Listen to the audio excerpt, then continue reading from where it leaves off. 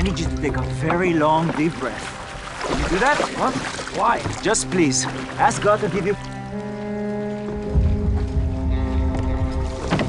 At the time, the ruling power in the world was the Roman Empire. They have conquered and taken control of a lot of different peoples and lands, cultures and religions. 4 convicted revolutionaries. Jewish zealots, darling.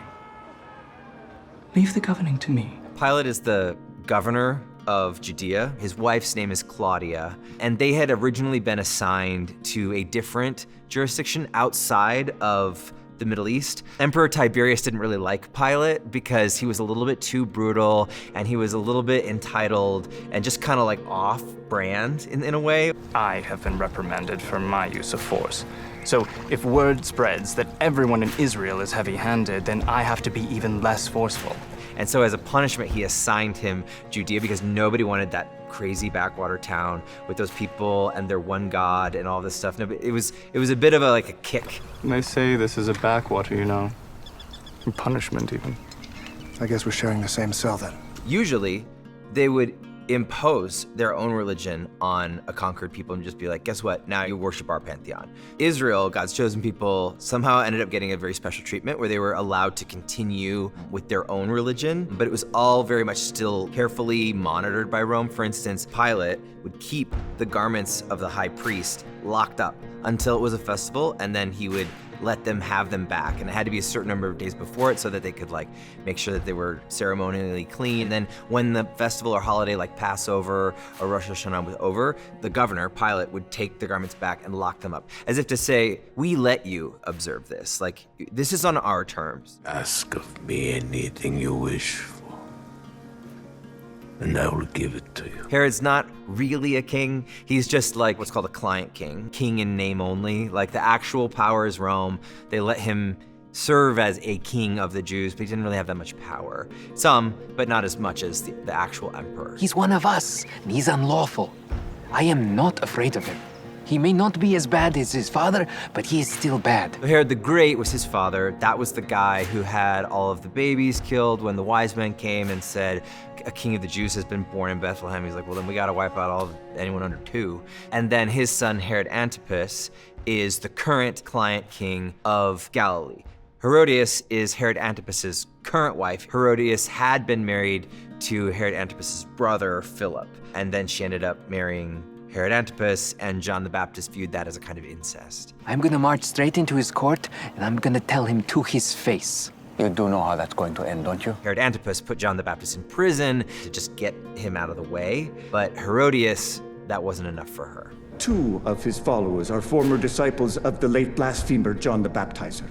Late? The American two-party system will not help you understand this at all. You might better look at just the vast array of denominations and every splinter in between. There's a lot of traditions within Judaism, but the key players are Sadducees, which are an aristocratic class, extremely wealthy religious Jews who probably have bought their way into the Sanhedrin, which is a governing body much like the Senate. The Sadducees' wealth and social status make your interpretation all too convenient. Your class is so comfortable in this life. Why should you worry about the next one? The Sadducees do not believe in an afterlife. They only believe in the first 5 books of the Bible. It's kind of convenient for the Sadducees not to believe in an afterlife because they have such a comfortable life in the present. Next to them, you have the Pharisees, which are also part of the Sanhedrin. The Pharisees' hyper-literal reading of the prophet Daniel is both dangerous and distracting. They are more traditional, meaning they believe in all of the books of what we now call the Old Testament, but they also placed a lot of emphasis on extra biblical tradition. They came up with their own ideas about really, really strict rules of how we observe things, how we do things. And in the show, we've had to differentiate from time to time. This is what's in Torah, and then this is rabbinic teachings. You're not supposed to make healing concoctions on Shabbat. Your obsession with what is clean and unclean goes farther than God intended. People think scribes are the people who just wrote stuff down. I know what scribes are. It's not necessarily true. The scribes are like lawyers. We also call them lawyers. That doesn't mean they would help you sue someone. They were lawyers in the sense that they interpreted the law and work with the Sanhedrin to make sure everything was legally sort of intact. And then of course the fourth philosophy, very fringe, the Zealots, off in their own weird extremist holes, making plans to murder people, not just Romans, but also Jewish officials whom they felt were too cozy with Rome. Rabbi Shammai, we came looking for someone who would care that a false prophet is deceiving our people. If that was your intent, you have succeeded. So Shammai is a Pharisee. He's a member of the Sanhedrin, which means he's a part of this governing body that makes decisions about temple life and culture. Shammai really wants to stick to the very traditional interpretation of the text. During the Feast of Tabernacle, Shammai's daughter gave birth to a son, Shmuel. He climbed up onto the roof of the chamber where she and the boy lay and tore open a hole in the plaster just to make it a sukkah. He had people who were like in his school of thought, fellow Pharisees who agreed with his interpretation and wanted basically for nothing to change. A rabbi 300 years ago said observing Sabbath should be done this way and not deviated from, and then he would point to that as precedent, much like our Supreme Court might do today for a decision that's been handed down in the past, perhaps before any of them were even born.